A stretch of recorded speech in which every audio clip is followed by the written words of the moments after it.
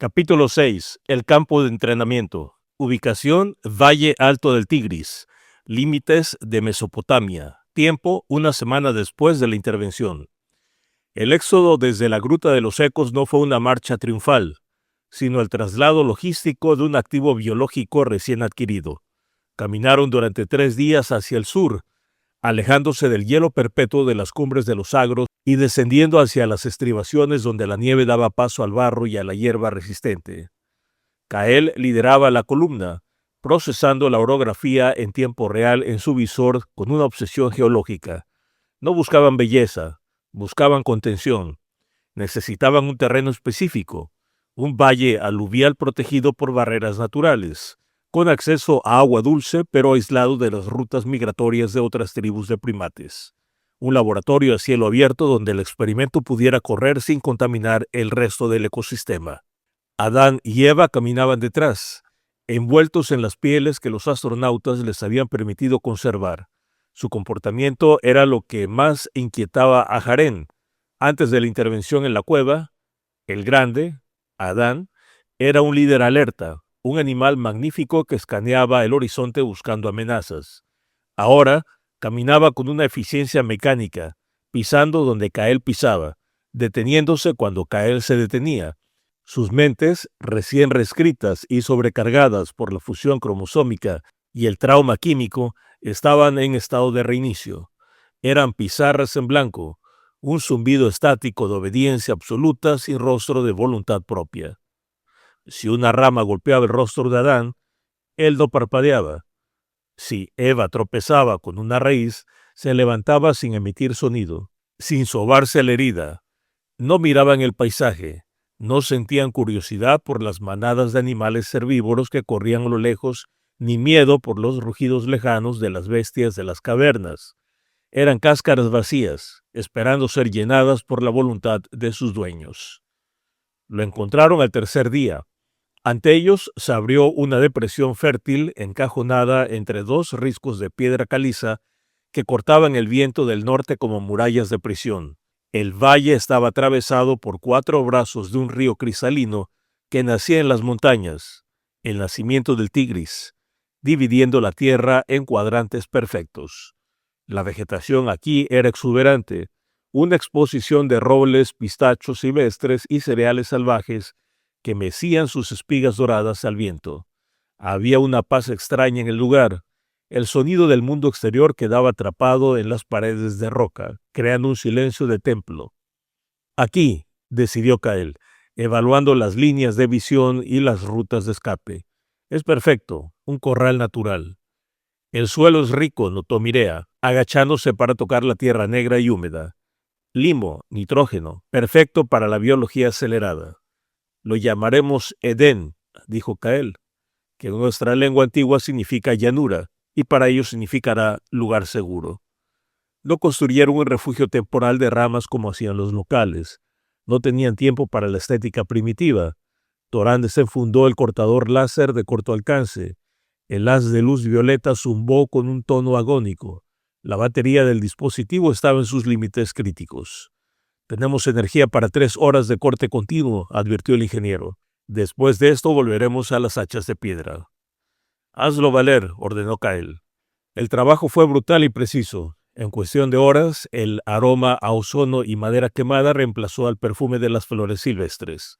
Talaron árboles centenarios en segundos, cauterizando los cortes al instante para evitar la podredumbre. Fundieron la roca base para crear cimientos nivelados, utilizando una técnica que se convertiría en el estándar sagrado de la arquitectura terrestre. Torán no usó herramientas de percusión. Usó un resonador de frecuencia variable que desestabilizaba los enlaces atómicos del granito. Bajo su frecuencia, la piedra dura no se rompía, se relajaba, se volvía maleable, como arcilla tibia, permitiéndoles fusionar bloques masivos al nivel molecular sin necesidad de mortero. Se asentaba por su propio peso logrando un nivel cero perfecto y luego se vitrificaba al volver a endurecerse. Esa fue la primera lección de ingeniería que los humanos heredaron a los híbridos. La piedra no se vence con fuerza bruta, se domina con vibración. Levantaron una empalizada perimetral de troncos afilados, no tanto para evitar que los animales entraran, sino para asegurar que los sujetos no salieran. En el centro del recinto erigieron una estructura tosca pero funcional, una cabaña amplia de madera y piedra, techada con vigas entrelazadas que Mirea impermeabilizó rociándolas con una resina sintética de secado rápido. No era un hogar, era una instalación de contención biológica disfrazada de refugio, un terrario a escala humana. Una vez instalados en el jardín, con la empalizada cerrada y el sol hundiéndose tras los riscos de granito, llegó el momento de la auditoría final. Los dos nuevos humanos terrícolas estaban sentados sobre un tronco abatido, inmóviles, con las manos sobre el regazo. La luz dorada del atardecer bañaba sus cuerpos, resaltando la musculatura densa diseñada por la evolución y la piel que empezaba a limpiarse de la mugre de la vida salvaje. Pero ellos no reaccionaban a la belleza del ocaso. Sus ojos, de un marrón profundo y líquido, miraban a la nada. Informe de arquitectura genética, ordenó Kael, de pie frente a ellos con los brazos cruzados, como un capataz inspeccionando maquinaria nueva. Mirea activó su unidad portátil. El holograma parpadeó y proyectó una doble hélice de ADN gigante que flotó en el aire crepuscular, girando lentamente entre los astronautas y sus criaturas. El genoma es estable, Kael, pero he confirmado lo que sospechábamos en la cueva. Mirea caminó a través del holograma señalando la estructura base con un dedo de luz. Mira esto, tienen 46 cromosomas. Es idéntico a nuestra estructura numérica. En algún punto de su historia evolutiva, 2 cromosomas se fusionaron naturalmente para formar su par número 2. Eso les dio la capacidad biológica para ser como nosotros. Manos hábiles, laringe baja, cerebro grande. Entonces, ¿básicamente son como nosotros?, preguntó Torán, buscando la diferencia. Tienen el potencial, respondió Mirea con cautela. Tienen el hardware, pero el sistema operativo estaba limitado por la propia naturaleza. La genetista amplió la imagen hacia las vastas regiones oscuras de la hélice, las zonas entre los genes activos. Su código original era pasivo. Estaba diseñado para la adaptación, no para la conquista. Ese 98% de ADN que no codifica proteínas estaba dormido. Silencio genético absoluto. Eso les permitía sobrevivir al frío y al hambre sin sentir la necesidad urgente de dominar el mundo. Podrían haber vivido así 1.000.000 de años más, siendo biológicamente idénticos a nosotros, pero existencialmente opuestos. Mirea hizo un gesto y el holograma cambió.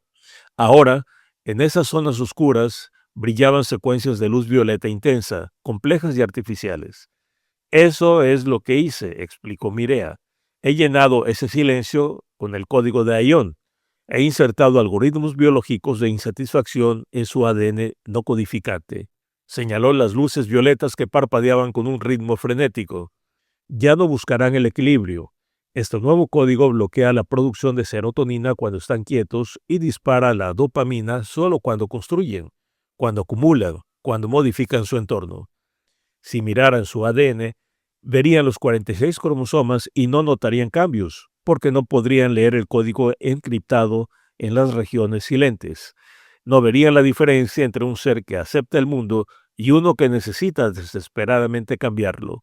¿Cuánto de nosotros hay realmente en ellos?, preguntó Torán, limpiando la lente de su herramienta de corte con un trapo sucio. Miró a Adán con desconfianza, buscando algún rastro de humanidad en ese rostro vacío. Poco. Un 2.5, respondió Mirea, apagando el holograma para ahorrar batería.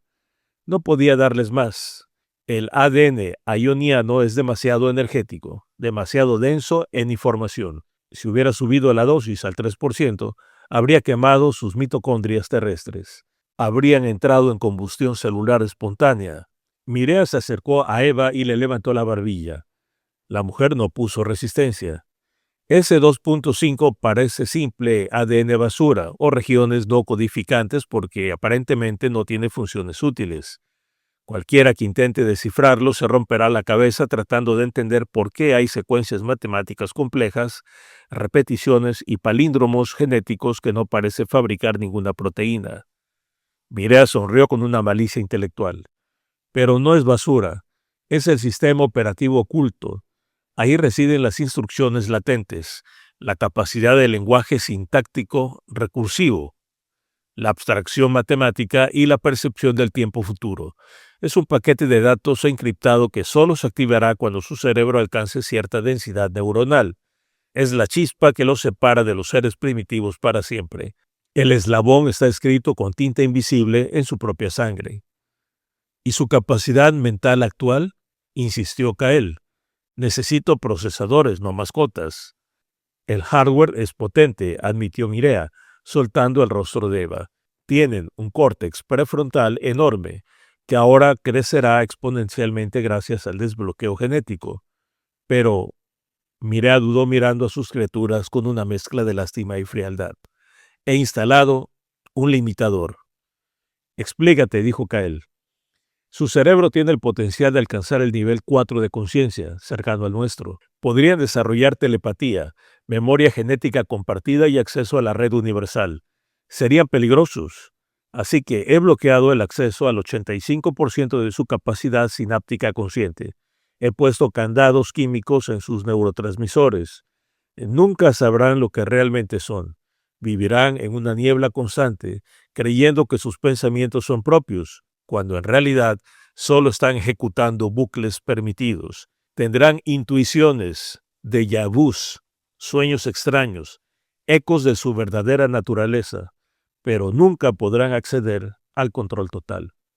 ¿Y la durabilidad? Preguntó Torán. Si vamos a invertir tiempo en entrenarlos, no me sirve que mueran mañana. Es una curva descendente controlada, respondió Mirea con voz baja, ajustando los parámetros de la proyección holográfica para mostrar una gráfica que caía suavemente a lo largo de los siglos. El catalizador que les he inyectado es potente, Torán. Satura sus células con una capacidad regenerativa cercana a la nuestra. No puedo evitarlo. El primer impacto del código de Aion es masivo. Mirea señaló a Dan, que respiraba con una calma poderosa. Esta primera generación y las siguientes inmediatas serán longevas. Vivirán siglos, tal vez 800 o 900 giros solares. Y eso nos conviene al principio. Necesitamos patriarcas, capataces que vivan lo suficiente para establecer las bases de la agricultura y la ley sin que el conocimiento muera con ellos cada invierno. La genetista hizo un gesto y la gráfica en el aire mostró la degradación generacional.